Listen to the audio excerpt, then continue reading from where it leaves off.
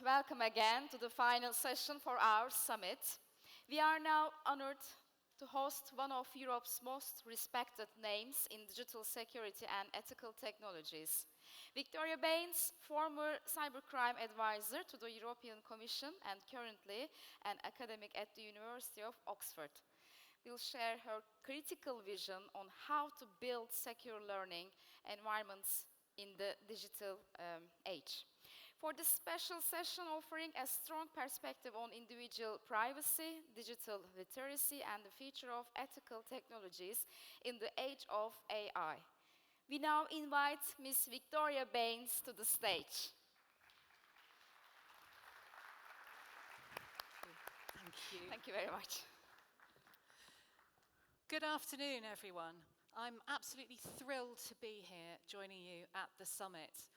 And I don't know about you, but I've been amazed wandering around all of the exhibits and the sponsors to see some incredible technologies that are already changing the world. And you'll have heard today and yesterday about the huge benefits and the huge opportunities that these have in education. But you can perhaps predict what I'm going to say now, because I'm someone who has built my career around being the person in the room that comes in and says about a new technology, it's a bit risky, it could be misused, it could be vulnerable. And so I help people build stronger apps and stronger tools. So I'm going to take you in the next few minutes a little bit into my world, thinking about the risks, but not denying the benefits, weighing them up. And you can be in my shoes and the shoes of developers who have to make tough choices about what's okay to do with technology, how we can best protect children and young people and other learners from new risks, but also old risks in new clothing. So, let's take an example. Until about a year ago, I rented an apartment in central London. And I popped out for a coffee one morning, and I passed the window of a real estate agent's office. And I saw this image. And I thought, goodness, that looks a lot like my apartment.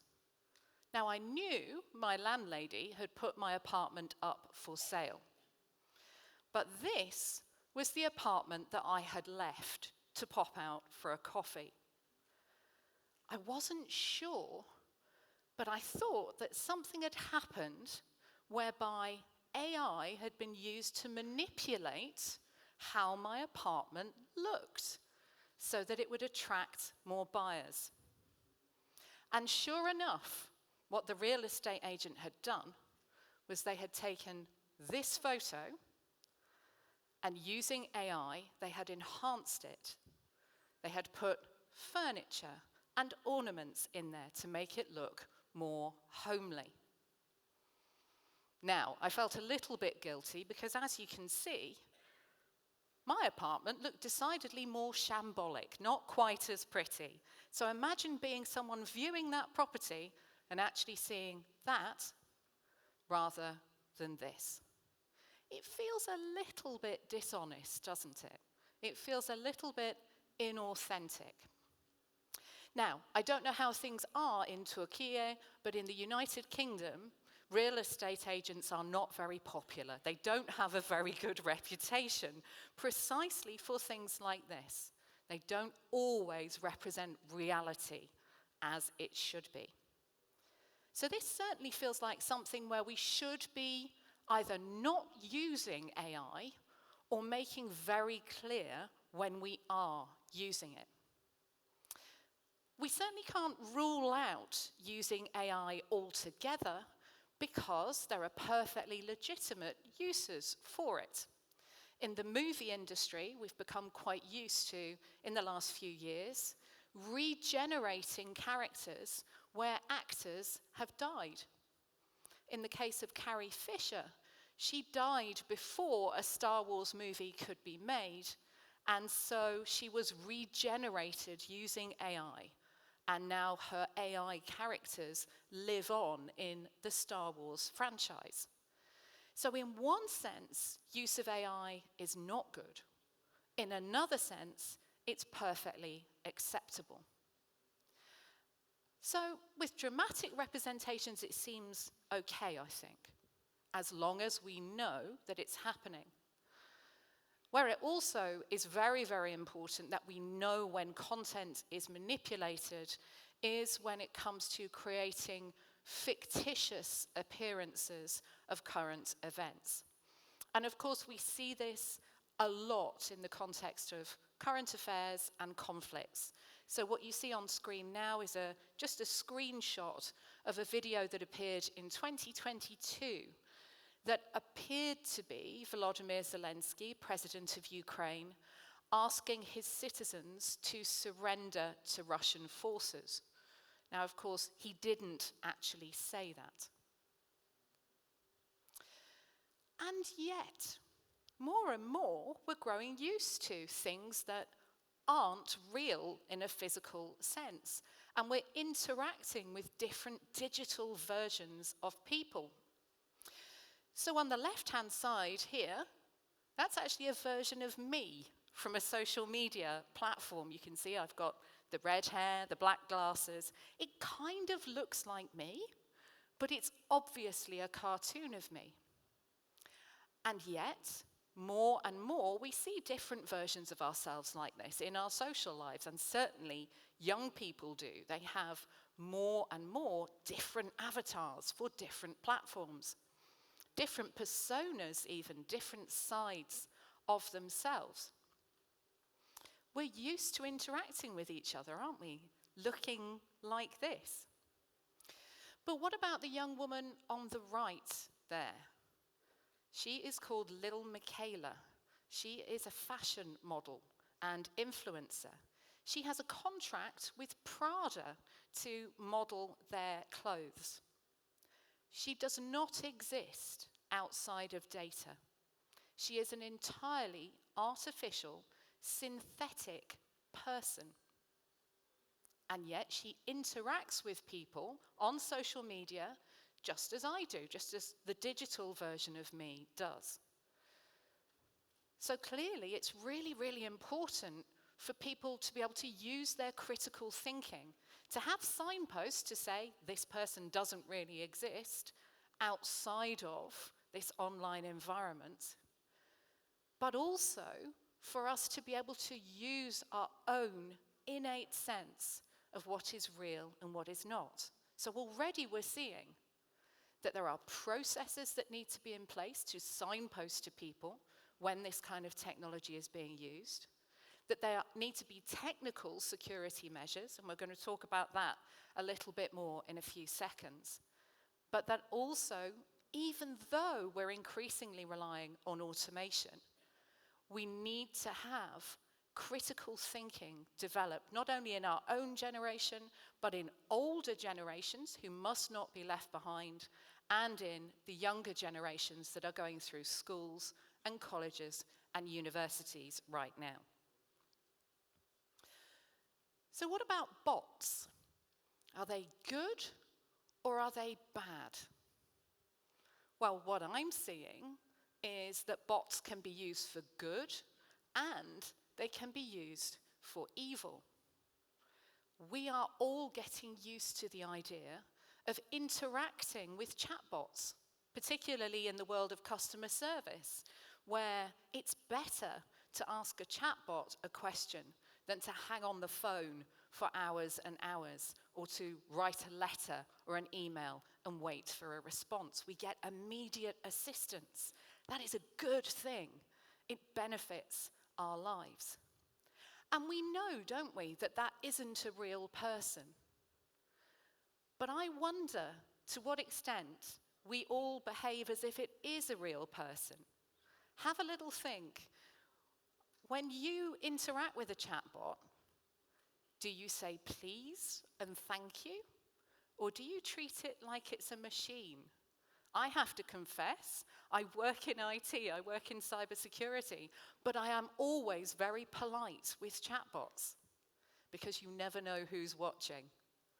It's almost like my grandma could be watching to see how polite I'm being with the chatbot. There's a sense in which we may be more successful if we're being nice to a chatbot. I don't think that's silly. I think that's a good thing. I think it means that we're going to be more humane with each other as we use technology. But equally, bots can be used for ill, for bad purposes. And when it comes to automating cybercrime, when it comes to automating things like fake news, having bots that can operate automatically at a grand scale means that they can distribute fake news millions and millions of times very, very quickly. Something can go viral before human operators can remove it.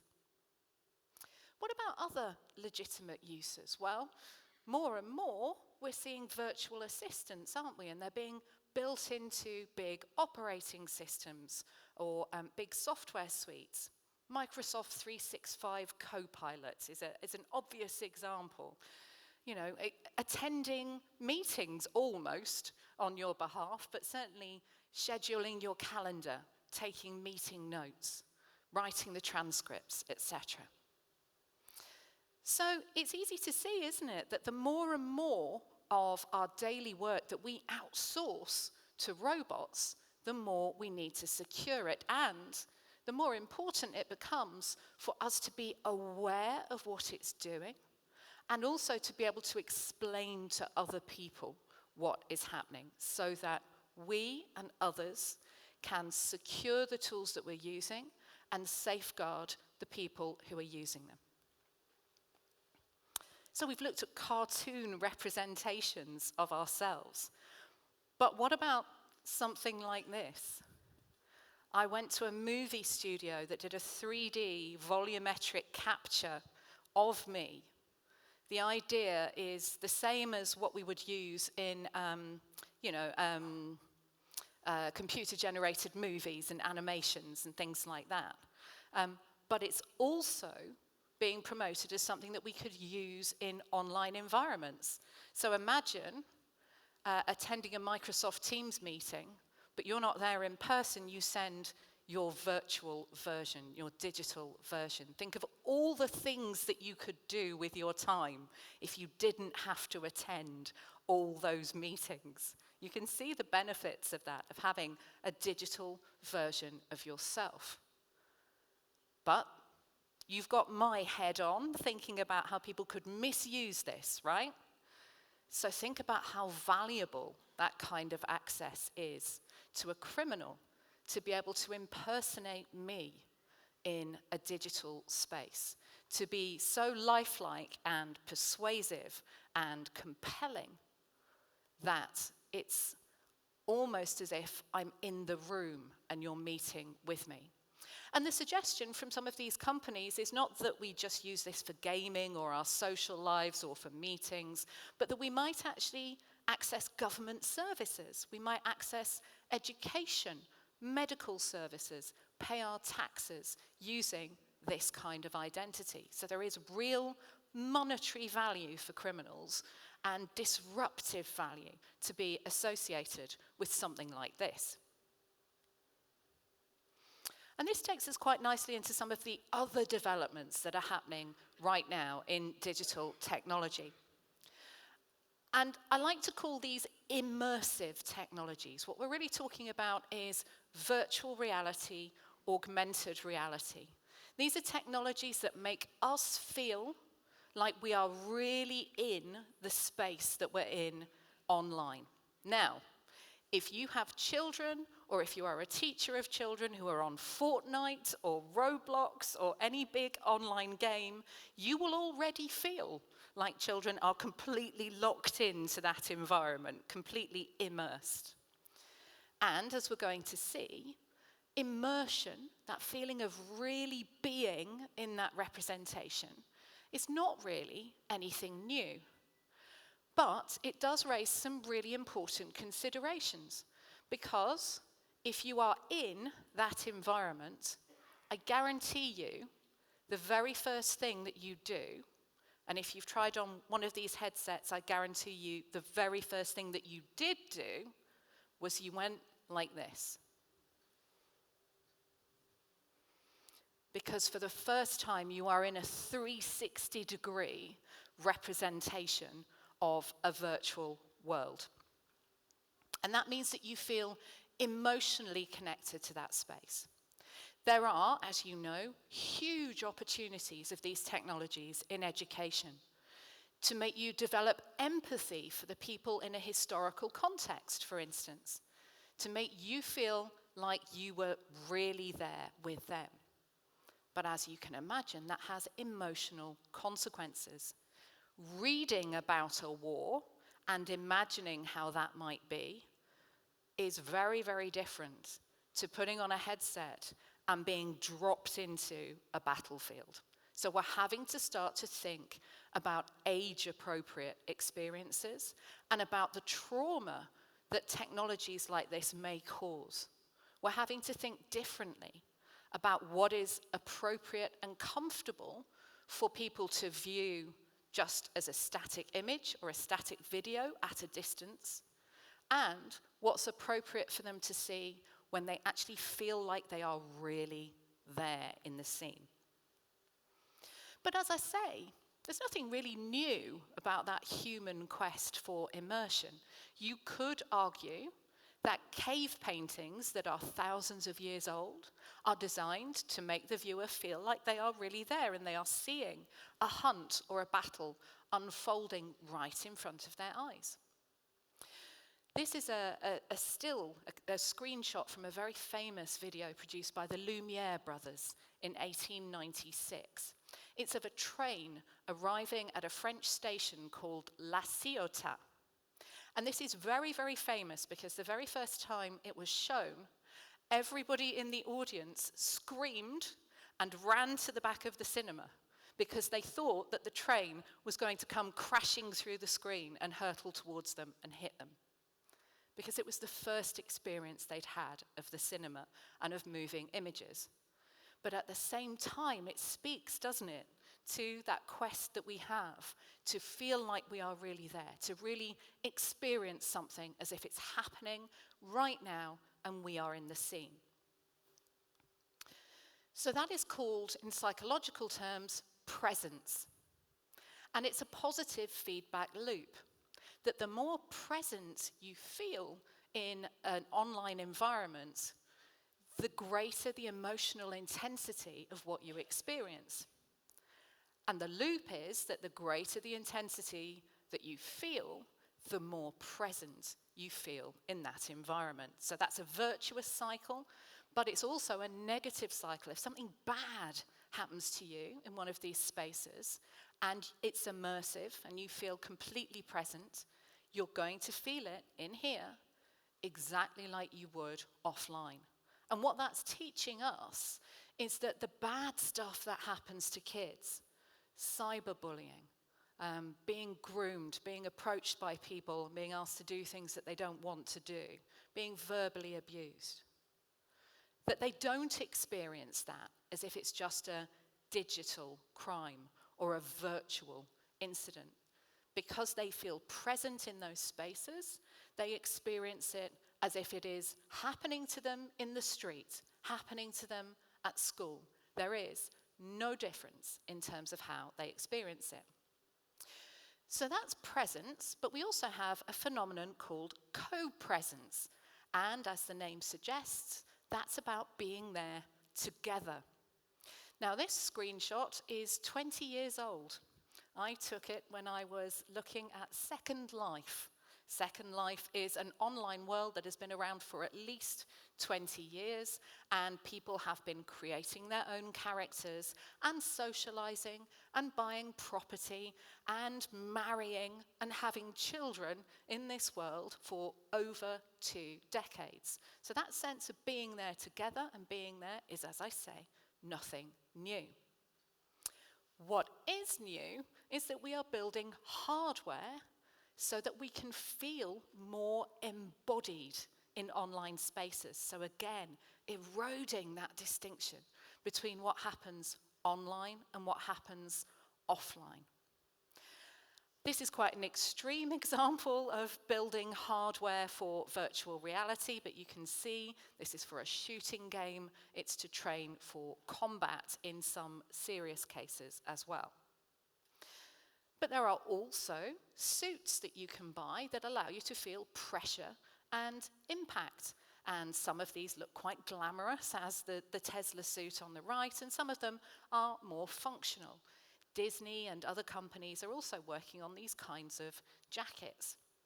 So as well as feeling emotionally that good things and bad things happen to us in digital spaces, we also have more and more this opportunity to be able to physically feel it as well. And this has become such a concern to some of the big tech companies that they've realized that what they need to do is to create almost force fields around people's online characters, around their avatars. So this is just one example. It's from Meta's virtual reality space. And what they do is they create a space around every single character so that no other avatar can come too close.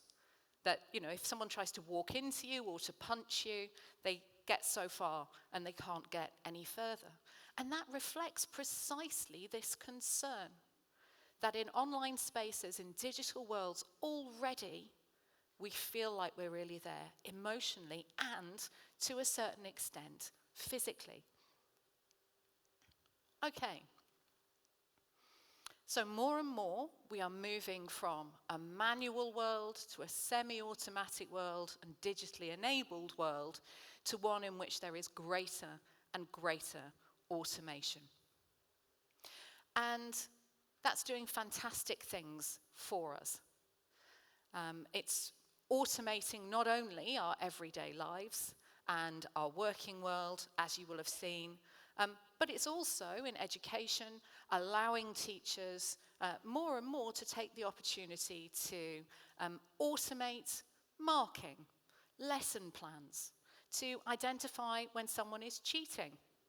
I mark university assessments, and we have special tools to allow us to identify plagiarism when somebody has obviously copied somebody else's work. But those of you who have that same challenge as me will know that that's getting harder and harder because students are using large language models, generative AI, like ChatGPT. And that's not quite as easy to identify as obvious cheating, as obvious copying.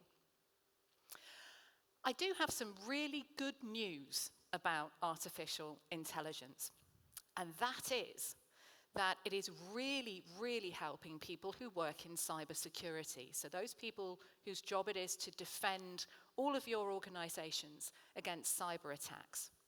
Just to give you an indication of the scale of the challenge that cybersecurity and information security folks have faced until now. It is estimated by Microsoft that 560,000 new computer viruses are detected every single day. That's not cyber attacks, that's new pieces of malicious software which need to be defended against. So over 500,000 every single day. And around the world, there are millions of attempted cyber attacks every day on all types of organizations, government organizations, large companies, small companies, educational institutions. Now, there are great practices that we've had in place for 30, 40 years to protect against this. We identify the malicious software. We develop a unique signature for it. We have antivirus software that can spot those computer viruses, stop them, quarantine them, remove them. And that's how all of that technology works in the background behind you. But on the scale of 560,000 new ones every day, it becomes a race against time. Firstly, what we have to do is we have to crunch a lot of big data.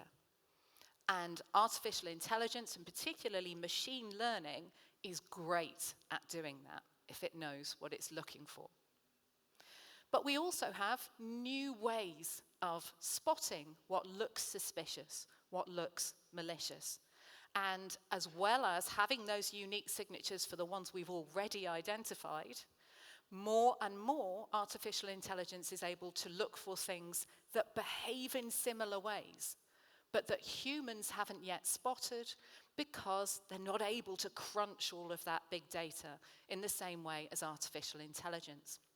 So it's a process that is similar to some of the medical advances that we're seeing. You may be aware that AI is diagnosing cancer in some cases better than humans. That's not that humans are no good at it, it's just that AI is able to spot patterns that humans haven't been aware of through dedicated and specialist medical training.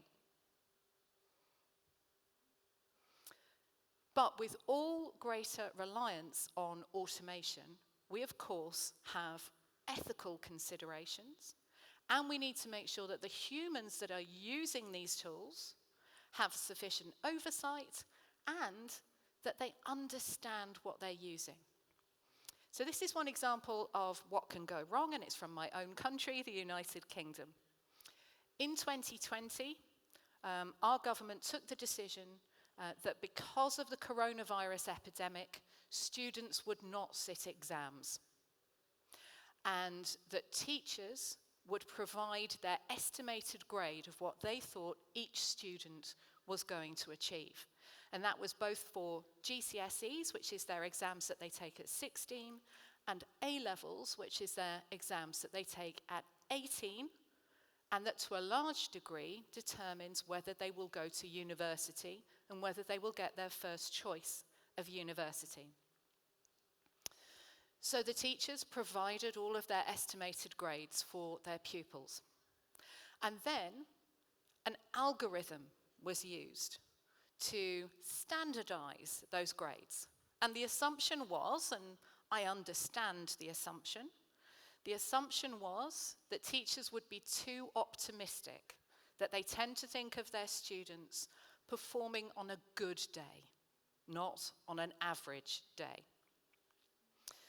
The algorithm took those estimations and it standardized them by looking at rankings, not just within the school as to how the students performed against each other or how they were likely to perform against each other, but also how the school performed over the last 3 years. And as a result, 40% of the A-level students, the 18-year-olds, got a grade lower than they were expected to get by their teachers. As you can imagine, this caused uproar, and within a matter of months, not only had there been a complete U-turn on using this algorithm, and we reverted straight back to just trusting the teacher's assessments, but the leading civil servant in charge of this program in the Ministry of Education was sacked. So that was the end of his career. Now what happened there was that actually, I disagree with the Prime Minister at the time. It wasn't a mutant algorithm. This is not a Terminator sci-fi scenario where a piece of AI goes rogue. It was that the people who applied it applied the wrong process. And so you can see that we need a human in the loop, but we need humans in the loop that actually understand the technology and understand the impact of the choices that they make.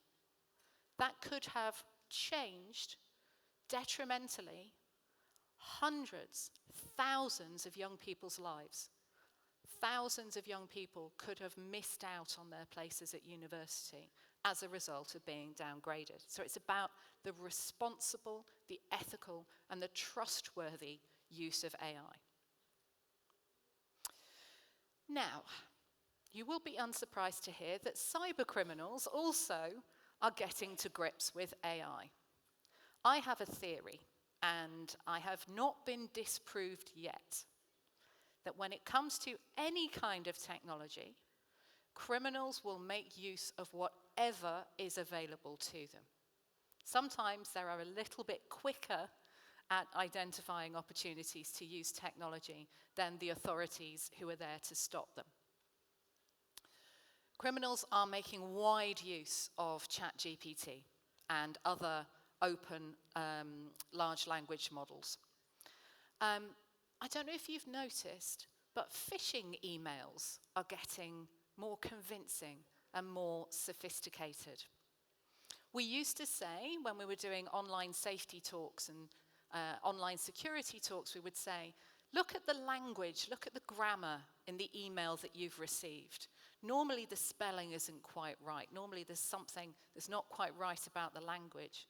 Well, if you've ever used ChatGPT or something similar to draft an email or a letter, you'll see that the language and the grammar and the spelling is really very good.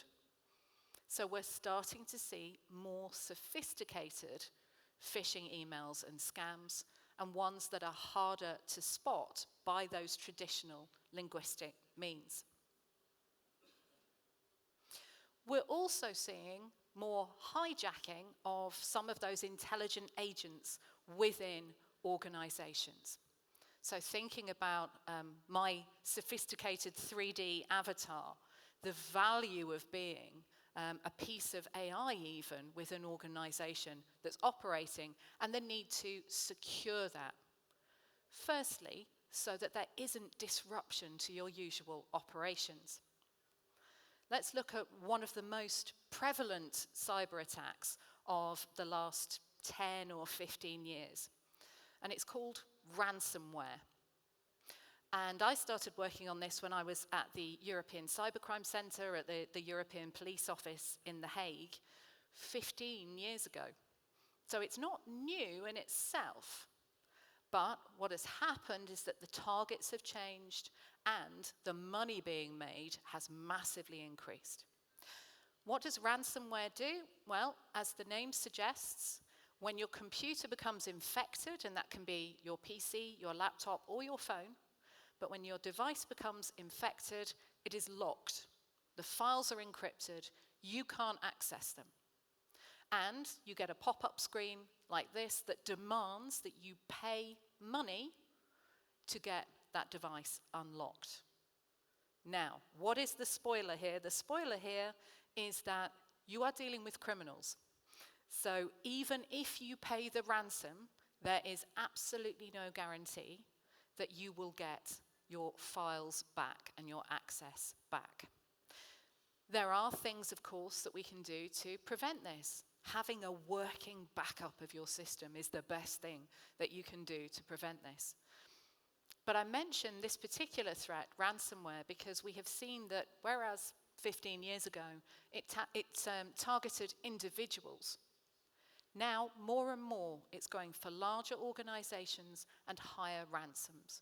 When we're looking at things like critical infrastructure, energy companies, manufacturing, these groups are now demanding ransoms of millions and millions of US dollars, so far more than the $200 US demanded here.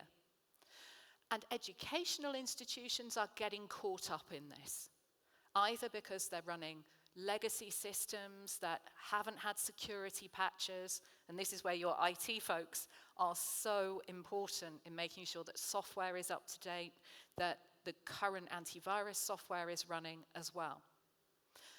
But it's also, that sometimes you are the targets. Why? Because as you know, but maybe not everybody else knows, educating children, young people, and other learners is critical infrastructure. It's a critical service. And if someone can disrupt that, it's a really high-profile thing to do. So we are seeing lots and lots of very high-profile cases in the media where educational boards, educational institutions have been hit by this kind of attack. Famously, in my country, in the UK, the British Library, which is a copyright library that has a copy of every single book published in the UK, including my PhD thesis, its website, its online ordering, all of its ordering system has been down for over a year. So people had to defer finishing their PhDs, their masters, their university dissertations, because they couldn't get access to the books that they needed. The disruption is, of course, embarrassing, but it's also changing people's lives and putting people under a great amount of stress. Some of these ransomware attacks happen because of problems in the supply chain. What do I mean by that? Well, you're buying in a lot of technology. 9 times out of 10 in 2025, organizations are not developing their own tools. They are buying tools in from somebody else. And they need assurances that that technology is safe. But at the same time, everybody has vulnerabilities. And you're only as strong as the weakest link in your chain. That's certainly one of the rules of cybersecurity. So when you're buying tools, whether they are AI or whether they're other tools that you're using in your institutions, you really need to know that they are as safe as they can be, that they are as secure as they can be. Because what we're finding is that cybercriminals, attackers are gaining access into these third-party tools, and they're getting into lots of different educational institutions. We've had a big cyber attack in the UK where a group known as Dragon Force has got into lots of large retail outlets, lots of supermarkets. And it seems that what they've done is they've gone in through a third-party tool that all of those different supermarkets use. So imagine if you're all using the same third-party tools, those tools are very, very powerful and very, very attractive to cyber criminals.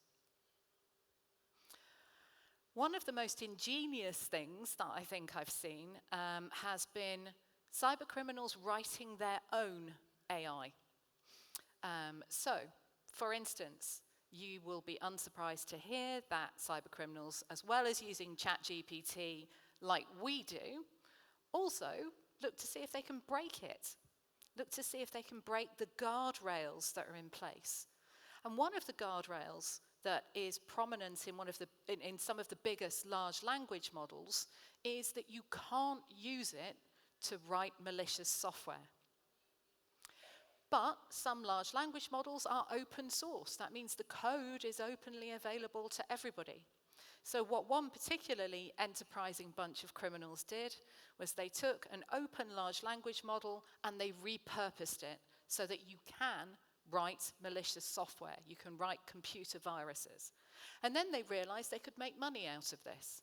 So like any legitimate business or startup, they now charge people subscriptions so that you or I or anybody, people who can't code even, can use this thing, WormGPT, to write a computer virus, to write malicious software that they can then use to attack somebody else. Now, as a researcher, I find that fascinating because I think, aren't they clever criminals? They're always spotting the opportunities.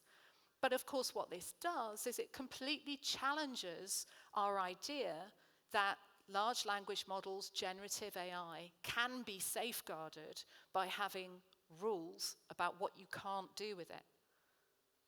When you use ChatGPT, you can't do that. But open source code can be repurposed. AI is also presenting us with totally new threats. So when we think about the training data that is used for generative AI, as you know, artificial intelligence, those tools, rely on having data that they can learn from, that they can train on. So it's become of greater interest to people who want to do us harm to interfere with those data sets, to manipulate them so that we get different outcomes, so that we get the wrong answers, and so that we get, in some cases, unjust answers. So if we go back to our exam marking example, imagine manipulating that data set in such a way that everybody got the wrong grade. The disruption, the harm that would cause. But increasingly, we're also seeing greater use of these tools for medical outcomes, deciding who is going to get medical treatment, healthcare, etc. These are things that really matter, and they are of interest to hostile actors, and we have already started to see manipulation of training data sets specifically so that the results spew out fake news to people on social media. But then we also need to consider whether certain AI-enabled tools are just toxic of themselves. Are there some tools that should never exist? Well, that is the debate that we're having at the moment around so-called face-swapping apps. Because if you can swap somebody's face in an AI tool, you can make them look naked. And clearly, that is an inappropriate use of artificial intelligence. And when it comes to protecting children and young people, that's an illegal use of artificial intelligence. And we've already seen prosecutions in the European Union of young people for making inappropriate images of their classmates. So clearly there's an awareness-raising issue here, that as these tools become available, and they become available to everybody, yes, there will be some tools that we absolutely need to ban, but equally, some of these are already available, and we need to be able to say to children and young people, actually, using them in that way is not okay. It's not just illegal, it's harmful and it's disrespectful to other young people. So we have the technical solution, but we also have that human solution, dealing with the human vulnerabilities. So, how do we tackle all of these problems? Well, inevitably, we want governments to take the lead in agreeing what is okay, what is not okay, and in particular, when we're thinking about AI, how it should be used, what the limits are, what the safeguards should be. The trouble is that in my experience, there are, 197 countries in the world, and there are almost as many different ideas about what is okay online and what is not okay, and how we should safeguard people using digital technologies. Now, the United Nations, they do get everybody together to agree on some of these things, and there are initiatives in different countries. For instance, we have the AI Safety Summit, which was first hosted by the UK, then hosted by South Korea last year. They're agreeing to principles more than anything else. And when we think that, there are huge concentrations of AI development in the US, huge concentrations in China, and lots of AI development everywhere else, that's no mean feat. That's quite a big thing to get most people in a room, most governments in a room, and get them to at least agree on the principles. But we also have some binding legal agreements, some international legal agreements. And I think two of those are worth mentioning. The first one is the European Union's AI Act. And I think that's worth mentioning simply because 27 countries have agreed on how AI should be deployed and what should be done to secure it. How on earth do you start doing that? Well, the European Union has taken a risk-based approach. It's designated minimal risk, low risk, high risk, and importantly, unacceptable risk. And this is relevant to educators because anybody developing AI for use in the EU, so not just developed in the EU, needs to take extra special measures when it comes to education. Particularly with tools that are being used to provide access to education. So any AI that is being used to determine whether someone should be admitted to education. Grading, as we've seen, what can go wrong when grading is not used 100% correctly. So grading of assessments, but also identifying cheating. So identifying prohibited behaviours during assessments. And that means that they have to be subject to testing, they have to be subject to additional monitoring. But also there's one unacceptable risk that is absolutely prohibited now in the European Union, and that is any kind of emotional analysis of children and young people and other learners. That idea that you can monitor somebody's sentiments and therefore make decisions about their schooling. So that's been absolutely outlawed. And clearly, a lot of the responsibility falls on the developers and the people who are operating AI-based tools. There are lots of moves at the moment in lots of different countries. The EU with its Digital Services Act, but also the UK has introduced the Online Safety Act in the last couple of years. France, Germany, all the other EU countries are going to be following suit. Really pressuring those tech companies to do a number of things. Firstly, to make sure that they provide age-appropriate experiences, that children and young people under 18 are not exposed to adult material or other harmful content. Also, just in general, making sure that monitoring is better. And as you know, that has been a huge challenge. When you have billions of users, how do you accurately and efficiently monitor the good stuff and separate it from the bad stuff?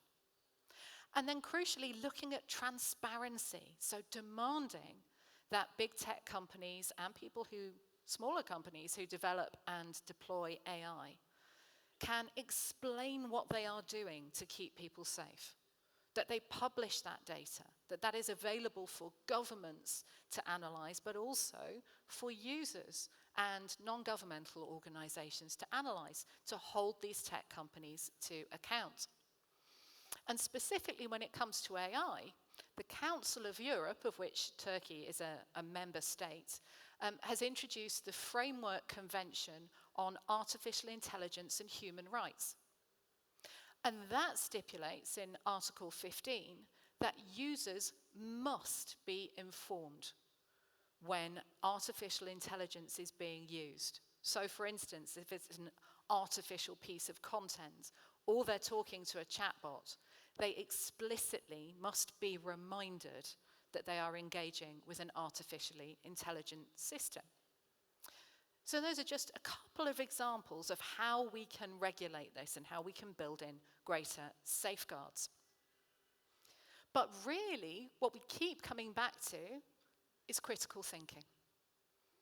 That as educators, imbuing in children, young people, older learners, that they need to use their critical judgment, that they need to be aware that not everything they see is 100% authentic, is not going to be less important in an AI world, it's going to be more important, because what they're going to see is going to be more persuasive, it's going to be more immersive. They're going to feel like they're talking to their favorite news anchor or their favorite influencer, rather than the digital avatar representation of those people. For educators and for the administration in educational institutions, it's also really about keeping that human in the loop. AI can deal with the scale, the volume, the data, but humans still need to be able to understand it, and they still need to be able to explain it. And that is where, I'm afraid, educators need to become more technically aware. They don't all need to be computer scientists, but as you will know, when young people that you are teaching, whether that is at schools, colleges, or universities, if they are using apps and tools, you need to be able to understand what they are, what they do, and how they can be misused. And your IT folks that are responsible for protecting your networks absolutely have, well, they have a job. They have a tough job. Automation is helping them more and more defend against cyber attacks. But protecting those networks and systems is about protecting young people's futures, isn't it? Because really, what we're seeing now is we're on a threshold. We're on a threshold of a world that is more connected, but also in which people are more powerful, more empowered by technology than I could ever have imagined when I was a university student 30 years ago.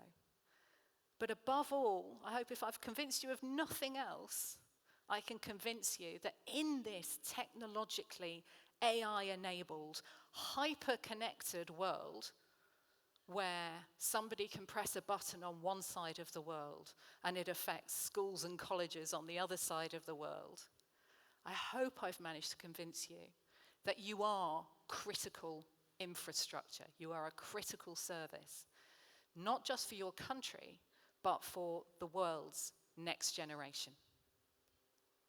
Thank you very much. Thank you.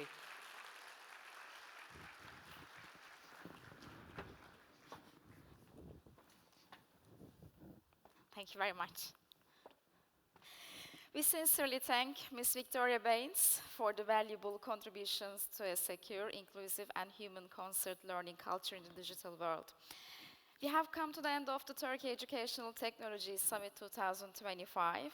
TETZ has become not only a fair or a summit, but a global meeting point where collective wisdom, vision, and collaboration come to life.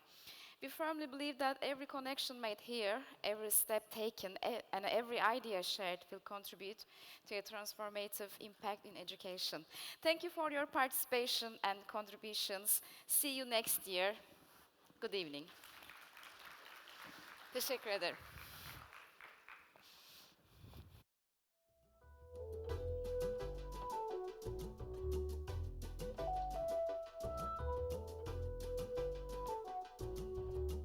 Un'estate fa, la storia di noi due era un po' come una favola, ma l'estate va e porta via con sé anche il meglio delle favole. L'autostrada è là, ma ci dividerà. L'autostrada della vacanza segnerà la tua lontananza. Un'estate fa non c'eri che tu, ma l'estate somiglia a un gioco, è stupenda ma dura poco, poco, poco, poco.